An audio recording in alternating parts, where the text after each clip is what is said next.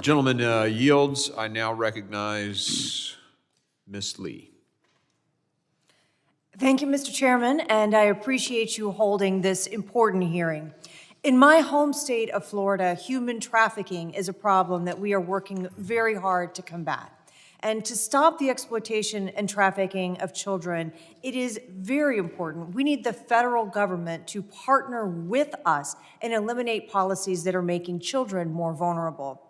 I have here today a Florida statewide grand jury report dated March 29th, 2023, containing alarming details about federal agencies' roles in the placement of minors, unaccompanied alien children, or UACs, into unsafe and exploitative environments. Mr. Chairman, I request that this report be entered into the record. Without objection, so ordered. Among other things, the report shows that the number of UACs at the southern border increased from 27,000 to 127,000 between fiscal years 2015 and 2022. In fiscal year 2022, over 13,000 of these minors were housed in Florida. According to the report, the children interviewed knew very little about the individuals that transported them during their journey to the border, and disclosed that the individuals who transported them were coyotes. One child disclosed that during her journey, several members of her group were robbed, attacked by gang members, decapitated, and raped, and she disclosed that she herself was one of the victims of rape.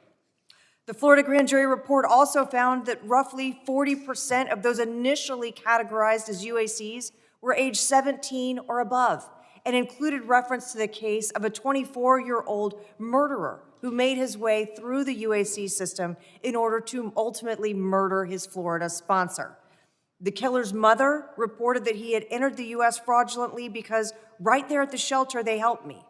This was a reference to financial aid and other assistance given by charitable organizations on both sides of the border. He presented fraudulent documents which were not spotted. As we work to protect children from being exploited, trafficked, and left vulnerable to deadly drugs, we need to have a clear picture of the role that our federal government, including the policies of the Department of Homeland Security, what they are and how they are affecting these children, and where we need to continue to improve them. So, Secretary Mayorkas, I'd like to start there.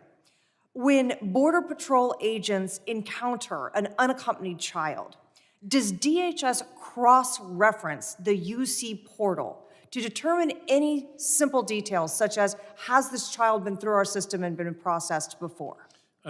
Congresswoman, I very much appreciate your concern for the well-being of children and your concern in the fight against human trafficking.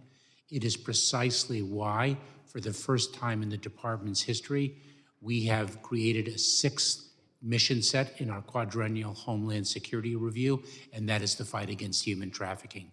It is precisely why we are devoting increased funds to the Center for Combating Human Trafficking, the CCHT.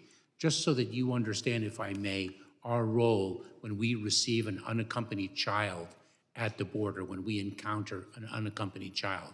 It is our legal responsibility under the law to transfer that unaccompanied child to the Department of Health and Human Services within after 72 hours, correct? Now, when you have that child for 72 hours, are you in fact verifying that that child is a minor?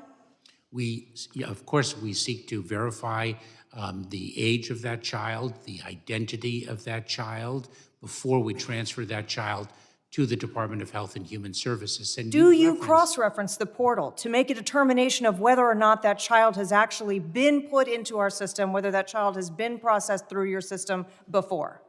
Congresswoman, I would be pleased to provide you, after this hearing, with the details of what exactly our Border Patrol agents do when they encounter an unaccompanied child and how they verify the identity and age of that child.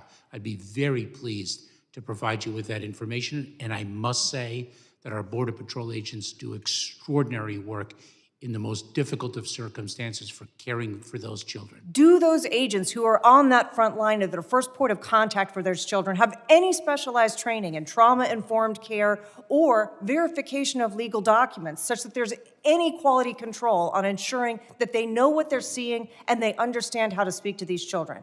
Congresswoman, the Border Patrol agents are trained in a number of different areas, given the dynamism and complexity of the challenges that they confront, and I'd also be very pleased to provide you with details about that. Mr. Chairman, I yield back.